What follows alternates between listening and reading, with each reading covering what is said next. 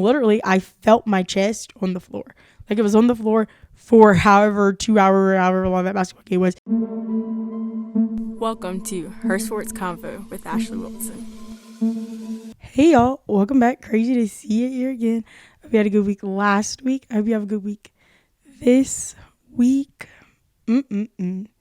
Lord, did I hope we were meeting after my lost voice break with joyful news to rejoice. And which, it might not be the news you expect, but it is news indeed that we are rejoicing because UNC made it to the Final Four.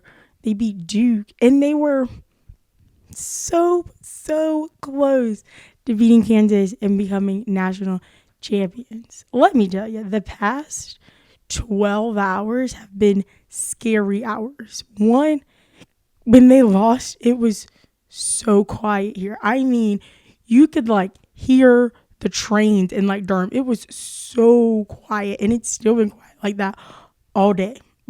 Yeah, they're cars, but just the energy is different. And maybe it's because it was so loud and so busy and so, so much energy here on Monday that going from that to this, it just feels like it's so quiet, but in reality, it's what it usually is. And the sky is so dark and dreary here. And yesterday it was sunshine, rainbows, blue skies, all the vibes. And I'm kind of sad. I'm not sad for myself because I didn't contribute to the team if they won or lost. So, but I mean, I'm sad for them. They played and they were so close. Literally, they were 20 minutes away from being national champions. And, the basketball gods had different ideas of what was going to happen on Monday. But it's been the most insane, fun, stressful 3 weeks in general for everything, from not even just from a Tar Heels perspective, but just from a basketball fan perspective, from what went on the men's side, the women's side, from the upsets, both sides, from the absolute dominance of South Carolina, except for when they played UNC women's team, from just everything in general. It just felt like as a place, as a movement toward basketball is going to, from a game perspective from the men and the women's side, as well as moving from what the issues that they had in 2021 with the bubbles and all that. It just seems like so much is changing, so much is getting better, and everyone involved is going to be much better. I did realize we went through an entire tournament, men's and women's, and there was no last second butter beaters, nobody gets another shot. It was just, oh, you shot the ball with 8, 10, 5 seconds left, but no true buzzer beaters happened this tournament, which is wild. But yeah, that's insane that we went, over 200 probably plus games, and none of that happened. But particularly on the women's side, I think it was different, but the same in the same way, if that makes any sense. Come along with me and let's ride the wave. So South Carolina won, and they dominated everyone in their traditional fashion, but specifically when they got to the Final Four, I've said it once and I said it again, especially when they beat Louisville. Louisville from the whole time once they got into the Final Four, you could tell they were way too happy to be in the Final Four. Not being in the Final Four is not a great achievement. It really is.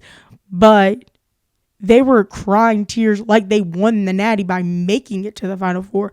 And when you know your next opponent is going to be South Carolina, Dawn Staley-led team, running into fire, blaze of going, you can't be satisfied with what you have in front of you. You have to be zoned in and focused on the task at hand. And I think that's what really hurt them, as well as they just don't have enough traditional bigs. Again, nobody really has that in college basketball anymore, but it's hard to get that when you have such a dominating one on the other end. Aaliyah Boston, Victoria Saxton, Dawn Staley just has everyone loaded up, ready to go.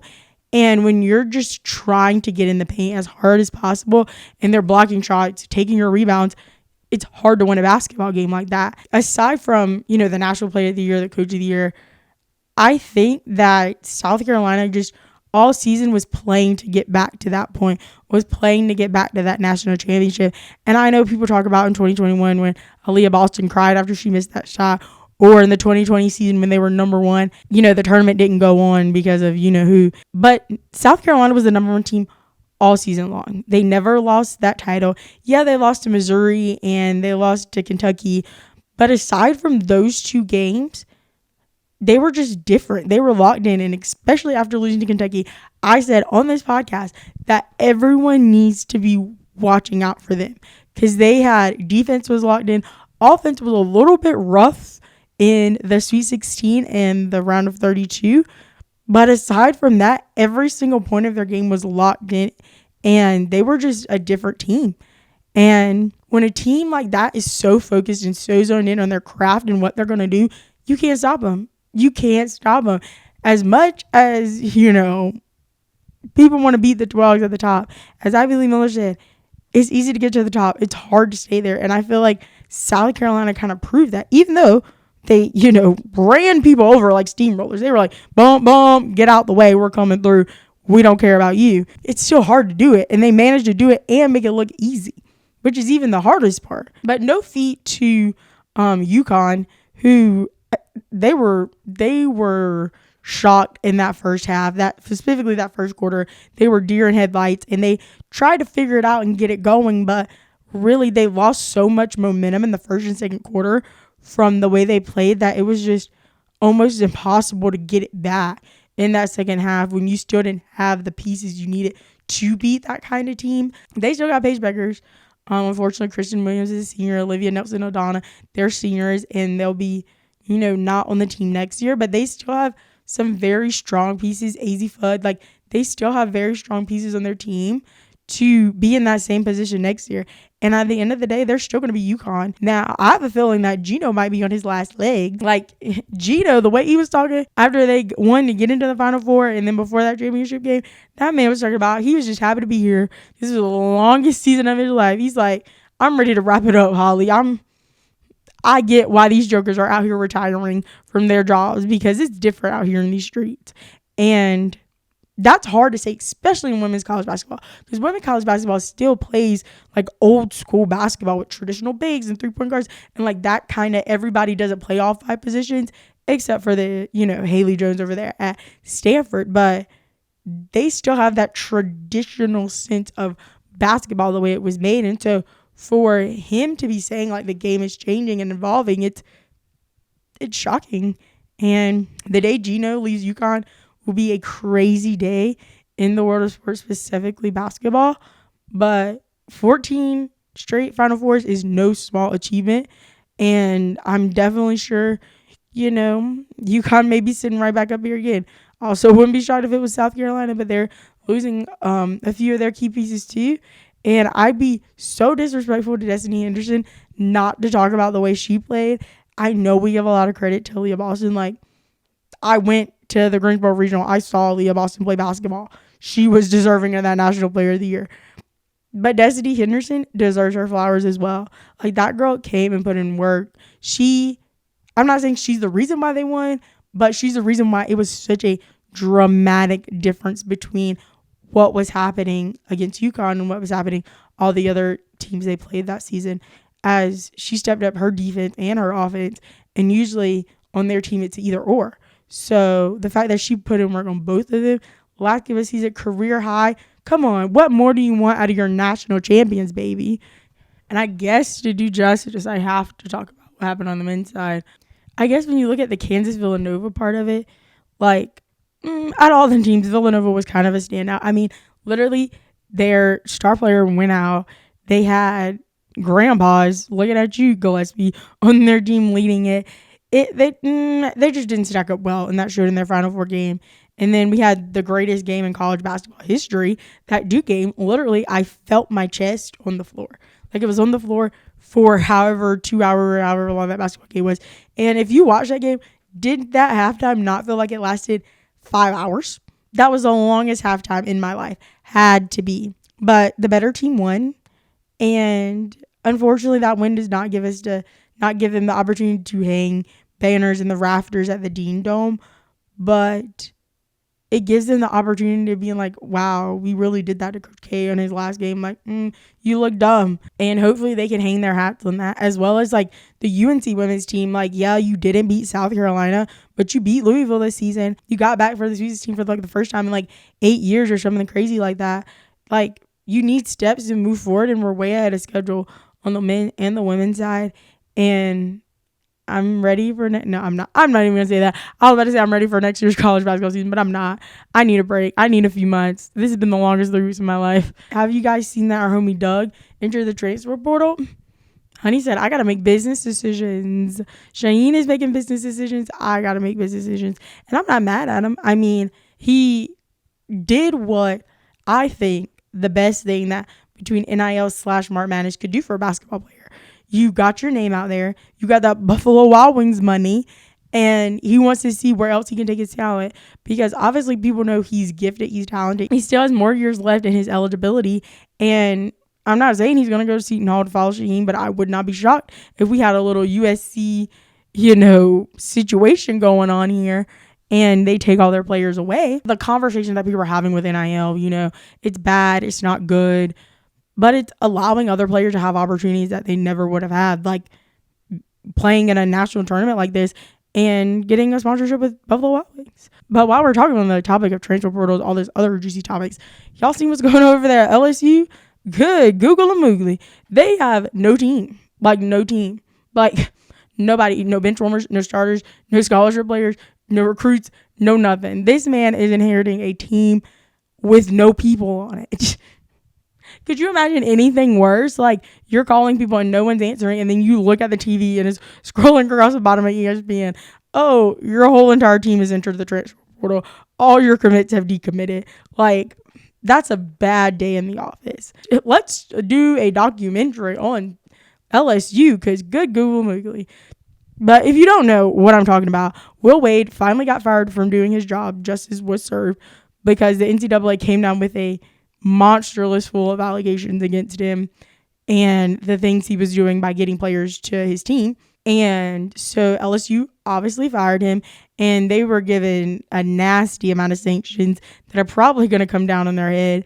And those players said, I don't want to be here for it. So 11 of their players entered the transfer portal, 2 declared for the draft, and 3 of their commits that were top 100 are have decommitted from their university. That's a tough week. And I think that all happened within 3 to 4 days. Like, that is a hard day in the office. But I don't truly, in all kinds, I don't see how they could get a top 100 player to go to their school right now. How they could get people from the transfer portal to even be a part of their growth. Because, what do you have to play for? Like, if your own people didn't want to stay, half the part of recruiting and getting people to want to come to your school is them talking to the people that are at the school. And if there's literally no one left on your team, how are you gonna do that? So if any of y'all are LSU and y'all know how that's gonna work, let me know. Come up here so we can talk about it, because Lord Google and Mooley, they are in a heap of trouble. Georgetown, y'all really, really need to look into firing Patrick Ewing. Again, he beat the allegations because, Shaheen Holloway could have the job. But he was like, I'm going to my alma mater. And he's having that team for another year probably, because there's nobody really left on the table anymore for them to even choose from. But he's got to do something different. Because them winning, 4 games, something like that, not managing to win a conference game, that's not good. That is not good. And yeah, they won the Big East last year, or 2 years ago now, because it was in the 2021 season. But that's 2 years ago. Today is now. It is now. Times have changed. We got to figure it out. And I hope he does, for the sake of Patrick Ewing, and who he was replacing as being the Georgetown coach and just the Georgetown name. But I feel like it's a great example to show that just because you were a great player doesn't necessarily mean you're going to be a great coach. And just because you're a great coach doesn't necessarily mean you know much about playing.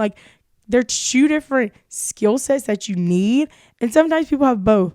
Most time people have neither. And that's just the way life works. And I think Patrick Ewing is a great example of that. And also, I feel like not even just you being a coach, you being a player kind of situation going on there. There's such a dramatic cultural age difference and society difference between Patrick Ewing and a 16-year-old. Like, Patrick Ewing grew, like, I just don't see how that can be like a relationship geeky air, because I cannot see Patrick Ewing doing the gritty. I cannot see Patrick Ewing trying to do TikToks with the children. Like, it just doesn't add up to me. And I've never met Patrick Ewing. I don't know what his personality is like. But if you can't, like, I don't want to say stoop down, but be in that kind of space with your players and be in that kind of mood with your players, and you want to be start fast and headstrong all the time, that's not going to get the results you see. And I think that's a major issue that they're having, and they're not having like that community. Because like, even if you watch them on the sidelines, like the 3 games I saw, mostly the ones in the Big East tournament, they just didn't have like that kind of like behavior situation, and they showed them in a few of their practices, and it was just really like headstrong, start fast. There was no smiling, no laughing, and obviously that could have been because they had only won like 5 games and they've not managed to win a single conference game. A lot of scenarios can go into that. This is all speculation from my mind, but if you can't do that, then you can't coach any sport nowadays, specifically a team made of 18 to 25-year-olds. Well, that's all I got for this week. Make sure to like, comment, rate, subscribe wherever you decide to listen to your podcast at. Head on over to Instagram and follow at Her Sports Convo to stay up to date on all things Her Sports Convo. Well, guys, that's basketball season. Guess we'll be back next week to talk about the NBA and the NFL. Oh my God, who is she? Who is she? We forgot all about them. And I can't say I'm excited, but hey, gotta do what you gotta do. We'll get back into it. We were just really captivated by March, so we'll get back into the NFL and the NBA next week, and some more foolishness that would definitely probably go down between then and now. But as always, be safe, have fun, and don't be afraid to join the convo.